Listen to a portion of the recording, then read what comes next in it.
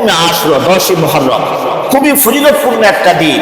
এই দিনের মধ্যে যেহেতু নবী আলাইহিস সালাম বলছেন যে এই দিনে আল্লাহ পাক এক জাতিকে মুক্তি দিচ্ছেন, কিয়ামত পর্যন্ত আল্লাহ রাব্বুল আলামিন এই দিনে বহুত মানুষকে বহুত জনসংখ্যাকে মুক্তি দিবেন।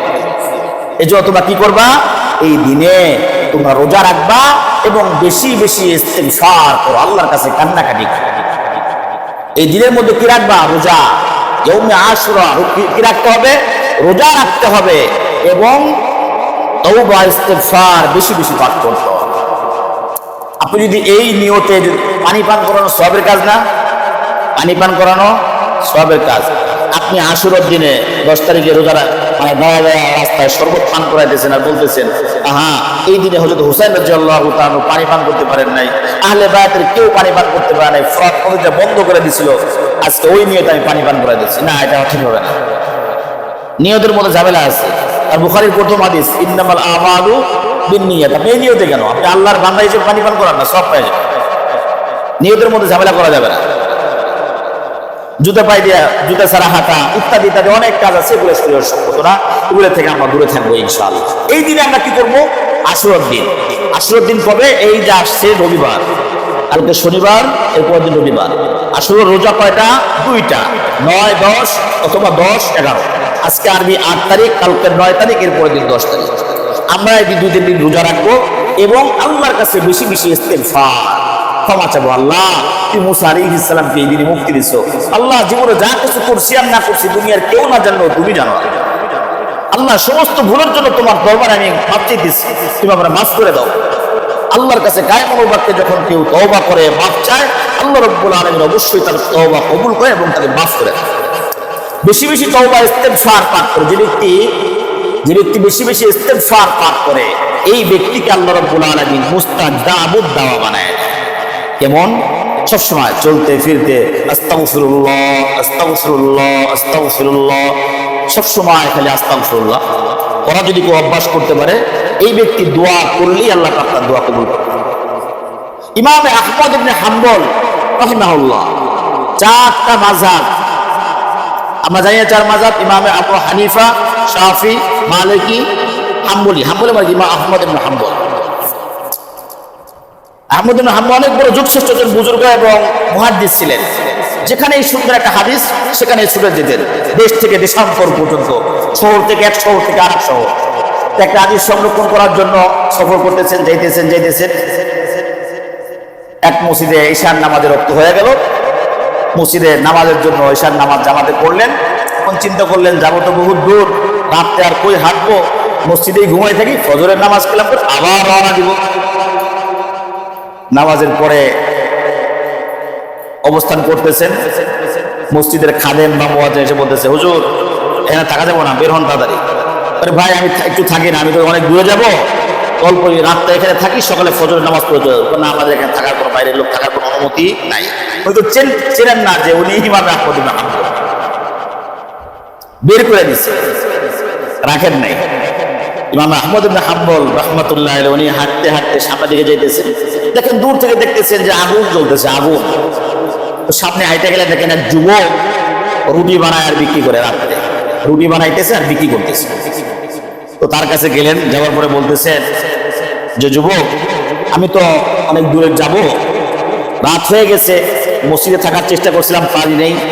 তো তোমার এখানে, তুমি তো শীতের দিন, প্রচন্ড শীত, তুমি রুটি বানাইতেছো, আগুন জ্বলতেছে, এই আগুন থেকে আমি একটু ফায়দা নেই, শীত শীত লাগতেছে, একটু আগুন পোহাই, তোমার কোনো অসুবিধা আছে? না, আমার কোনো অসুবিধা নেই, আপনি আগুন খাইতে পারেন, আমার কোনো সমস্যা নেই। এই যুবক ইমাম আহমদ ইবনে হাম্বল ওখানে বসলেন, আগুন পোহাইতেছে। তো হযরতে দেখতেছেন যে যুবকটা রুটি বানায়, রুটি এই যে খামিরা বানাইতেছে, আস্তাগফিরুল্লাহ, আবার গোল করে আস্তাগফিরুল্লাহ, বেলুন দিয়ে বেলতেছে আস্তাগফিরুল্লাহ, আবার মলে দিতেছে আস্তাগফিরুল্লাহ, আবার নামাইতেছে আস্তাগফিরুল্লাহ, কাস্টমারকে দেয় আস্তাগফিরুল্লাহ, কাস্টমার টাকা দেয়, টাকা নিয়ে আস্তাগফিরুল্লাহ, মানে সবসময় খেলে আস্তাগফিরুল্লাহ। ইমাম আহমদ ইবনে হাম্বল বলছে, কি ব্যাপার, তুমি সবসময় আস্তাগফিরুল্লাহ পড়ো? তুমি কি সবসময় করো? হ্যাঁ হুজুর, আমি তো সবসময় আস্তাগফিরুল্লাহ পড়ি। আস্তাগফিরুল্লাহ পড়ে তো আমার অনেক ফায়দা হয়েছে। কেমন ফায়দা হয়েছে? হুজুর, আমি সবসময় আস্তাগফিরুল্লাহ পড়ি, চলতে ফিরতে সবসময় আমি আস্তাগফিরুল্লাহ পড়তে থাকি। আস্তাগফিরুল্লাহ পড়তে পড়তে এমন পর্যায়ে হয়েছে, আমি যে দোয়া করি আল্লাহর কাছে, আল্লাহ পাক সব দোয়া কবুল করে ফেলায়, সব দোয়া কবুল করে। তাই নাকি? হ্যাঁ, আমি এত বড় মানে মুহাদ্দিস, এরকম সুযোগ, আমিও তো মুস্তাজাবুদ দাওয়া না। মুস্তাজাবুদ দাওয়া? হ্যাঁ, মুস্তাজাবুদ দাওয়া। তো এই যুবক বলতেছে যে আমি যে দোয়া করি সেই দোয়াই কবুল হয়ে যায় হুজুর, তবে একটা দোয়া আমার কবুল হয় নাই, একটা দোয়া আমার কবুল হয় না। তো সেই দোয়াটা কি? আরো আগ্রহ বেড়ে গেল, আরে এই যুবক যে দোয়া করে সেই দোয়া কবুল হয়ে যায়, আবার একটা দোয়া কবুল হয় নাই। তো এই দোয়াটা অনেকদিন ধরে করি, এই দোয়াটা কবুল হয় নাই, ব্যস্ততার কারণে আমি যাইতে পারি না, এই জন্য কবুল হয় নাই। কি দোয়া?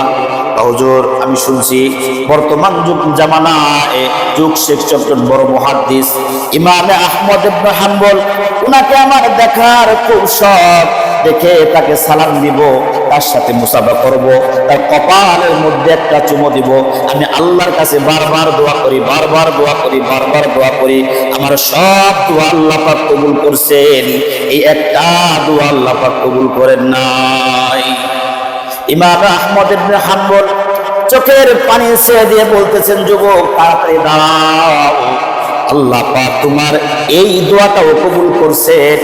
আল্লাহ পাক তোমাকে মদিনার দিকে নেন নাই, ইমামে আহমদের বাড়িতে তোমাকে নেন নাই, তোমার দোয়া কবুল করার মাধ্যমে আল্লাহ পাক ইমামকে তোমার দরবারে পাঠিয়ে দিয়েছেন। আমি হলাম ইমামে আহমদ ইবনে হাম্বল। ও যুবক, তুমি আমার সাথে মুসাফা করো, আমার কপালের মধ্যে একটা চুমা দাও।